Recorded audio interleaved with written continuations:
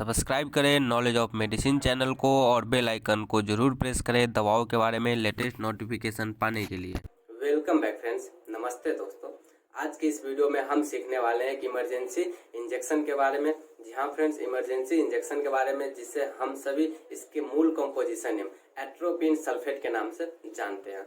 जी हाँ friends, atropine sulphate injection जिसे कई बार लाइफ सेविंग इंजेक्शन भी कहा जाता है। एट्रोपिन सल्फेट आपका दवा का मूल एवं जेनरिक नाम हो जाता है और यह अपने मूल नाम एट्रोपिन से ही आपको फ्रीली किसी भी मेडिकल स्टोर पे मिल जाती है। बट इसके ब्रांड नेम्स की अगर हम बात करते हैं तो इसके बहुत सारे कम ब्रांड्स ही मार्केट में अवेलेबल है। अगर हम इनके एक दो ब्रांड नेम्स की बात करते हैं तो उसमें आपको ट्रोपिन इंजेक्शन है जिस ब्रांड नेम से आपको मेडिकल स्टोर पे मिल सकती है।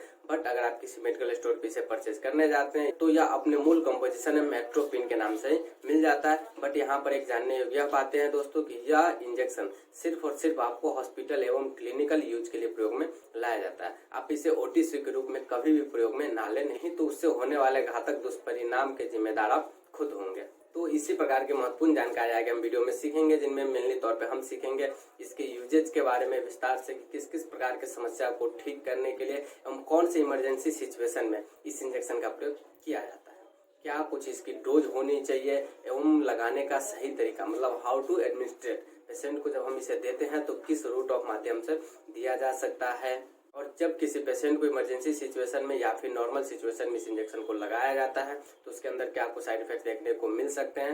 एवं वीडियो के लास्ट में मोस्ट इंपॉर्टेंट से सीखेंगे इसके कुछ कॉन्ट्रा इंडिकेशंस के बारे में, प्रिकॉशंस और वार्निंग्स के बारे में कि हमें क्या कुछ सावधानी रखनी चाहिए।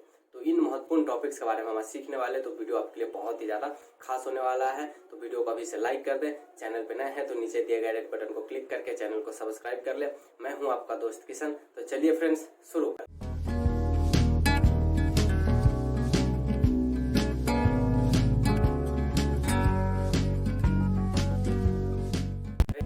एट्रोपिन इंजेक्शन आपका heart, stomach, smooth muscles, intestine एवं ग्लैंड से जुड़ी समस्याओं को ठीक करने के लिए प्रयोग में लाया जाता है। तो अगर हम इसके यूजेज की तरफ देखते हैं विस्तार से, तो यदि कोई व्यक्ति जिनके हार्ट रेट में या फिर हार्ट बीट में लगातार कमी हो रही हो, नॉर्मल से कम हो गया हो, तो उसको ठीक करने के लिए उस इमरजेंसी सिचुएशन में आपको डॉक्टर द्वारा इंजेक्शन प्रयोग में लिया जाता है।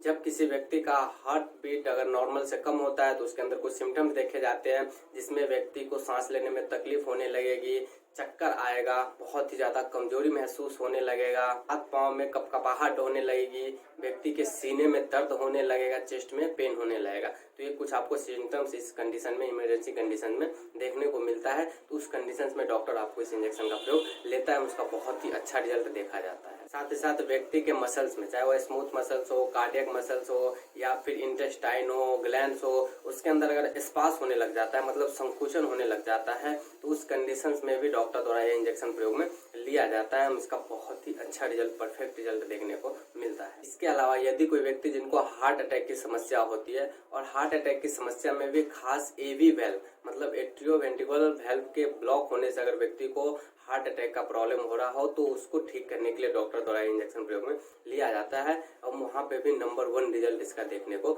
मिलता है। इसके अलावा यदि कोई व्यक्ति जो कि पॉइजन पी लिया हो, जिसके या फिर स्टमक के अंदर पॉइजनिंग हो रखा हो, तो उसे भी ठीक करने के लिए डॉक्टर द्वारा इंजेक्शन प्रयोग में लिया जाता है। इसके अलावा इसका प्रयोग आपको ड्यूरिंग सर्जरी भी सलाइवा प्रोडक्शन को कम करने के लिए, डिक्रीज करने के लिए किया जाता है। तो ये इनके कुछ हमने आपको महत्वपूर्ण यूजेज दोस्तों बताए हैं, जिन खास कंडीशंस में डॉक्टर द्वारा यह इंजेक्शन प्रयोग में लिया जाता है। इन सारे कंडीशंस में भी इसका बहुत अच्छा रिजल्ट देखने को मिलता है। यूजेज जान लेने के बाद अब हम वीडियो में आगे जान लेते हैं दोस्तों इसके डोज के बारे में।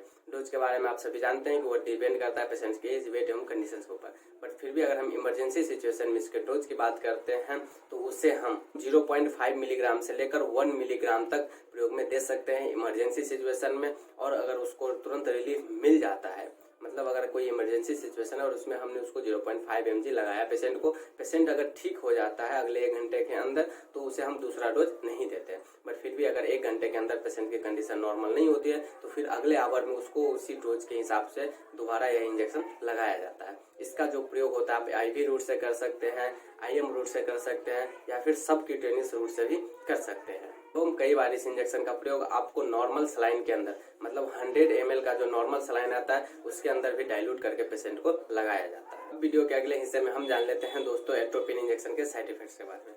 अगर हम एट्रोपिन इंजेक्शन के साइड इफेक्ट्स की बात करते हैं तो उसमें व्यक्ति को नौजिया हो सकती है, वोमिटिंग हो सकता है, व्यक्ति के मुंह में और नाक में सूखापन सा आ सकता है, व्यक्ति का हार्ट रेट फास्ट हो सकता है या फिर यूरिनरी रिटेंशन की समस्या हो सकती है जिसमें व्यक्ति को बार बार पेशाब आ सकता है एवं कॉन्स्टिपेशन की समस्या देखी जा सकती है। इसके अलावा इंजेक्शन दिए गए साइड पे रेडनेस, स्वेलिंग भी देखा जा सकता है। तो ये इनके कुछ कॉमन साइड इफेक्ट्स है, बट हो सकता है ये साइड इफेक्ट्स या इसके अलावा कोई अनवांटेड साइड इफेक्ट्स आपको देखने को मिले तो आप फर्दर आप अपने डॉक्टर को बताएं ताकि जो डॉक्टर है वो जल्द से जल्द आपको दूसरी ट्रीटमेंट दे सके। अब वीडियो के लास्ट में हम जान लेते हैं दोस्तों इसके कुछ कॉन्ट्रा इंडिकेशंस के बारे में। अगर हम इनके कुछ कॉन्ट्रा इंडिकेशंस की बात करते हैं तो यदि कोई व्यक्ति जिनको अस्थमा का प्रॉब्लम हो, ब्रीथिंग रिलेटेड किसी प्रकार की समस्या हो, यूरिनरी ट्रैक में किसी प्रकार की समस्या हो, ग्लूकोमा की स्थिति हो, प्रोस्टेट एनलार्जमेंट की समस्या हो या फिर आपको किसी अन्य प्रकार की समस्या हो तो वैसे कंडीशंस में आप अपने डॉक्टर को जरूर बताएं। वो अपने पास्ट मेडिकल हिस्ट्री के बारे में अपने जरूर डॉक्टर को जरूर अवगत कराएं। जो हमने आपको एक कंडीशंस बताया कॉन्ट्रा इंडिकेशंस वाली, इन कंडीशंस में कई बार डॉक्टर द्वारा इंजेक्शन प्रयोग में नहीं लिया जाता। साथ ही साथ इसका प्रयोग आपको प्रेग्नेंट महिलाओं के लिए कई बार किया जा सकता है। यदि वहाँ पे लाइफ सेविंग का सवाल हो तो डॉक्टर वहाँ पे एट्रोपिन इंजेक्शन का भी प्रयोग कई बार कर लेते हैं। यहाँ पर मैं एक बात और बताना चाहूंगा दोस्तों कि आप इस इमरजेंसी इंजेक्शन का प्रयोग कभी भी ओटीसी के रूप में या खुद से ना करें किसी भी पेशेंट के ऊपर, नहीं तो आपको दिक्कत का सामना करना पड़ सकता है। यह इंजेक्शन सिर्फ और सिर्फ आपको हॉस्पिटल एवं क्लिनिकल यूज के लिए प्रयोग में लिया जाता है।